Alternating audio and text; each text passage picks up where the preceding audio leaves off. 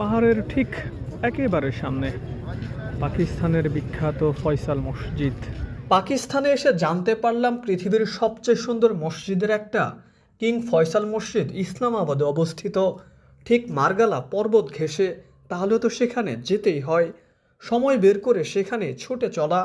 এই মসজিদটা টিপিক্যাল অন্য সব মসজিদের মতো না, ঠিক আরবের বেদুইন তাঁবুর আদলে নির্মিত বিখ্যাত কিং ফয়সাল মসজিদ। প্রয়াত সৌদি বাদশাহ ফয়সাল বিন আব্দুল আজিজ 1966 সালে পাকিস্তান সফরে যান। তখন পাক সরকারের অনুরোধে বাদশাহ এই মসজিদ নির্মাণের ঘোষণা দেন। এই মসজিদ নির্মাণে খরচ হয় $120 মিলিয়ন, বাংলাদেশি টাকায় যা 1500 কোটি টাকা।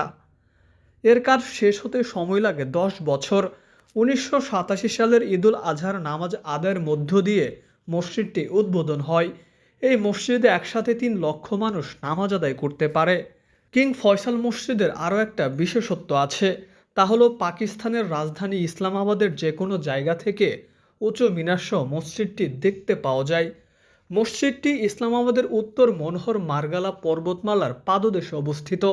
মার্গালা হিমালয় পর্বতের অংশ, আর মনোমুগ্ধকর মার্গালা হলো পাকিস্তানের জাতীয় পার্ক। মসজিদের 3 দিকে সবুজ বনবেষ্টিত পাহাড়, আর একদিকে পরিকল্পিতভাবে সাজানো ইসলামাবাদ শহর। মসজিদের চারদিকে বিশাল খোলা চত্বর রয়েছে।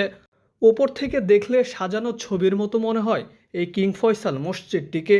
মসজিদের প্রাকৃতিক ও আধ্যাত্মিক পরিবেশ প্রত্যেক আগন্তুককে মুগ্ধ করে, মুসল্লিদের হৃদয়ে প্রশান্তির পরশ ছড়িয়ে দেয়।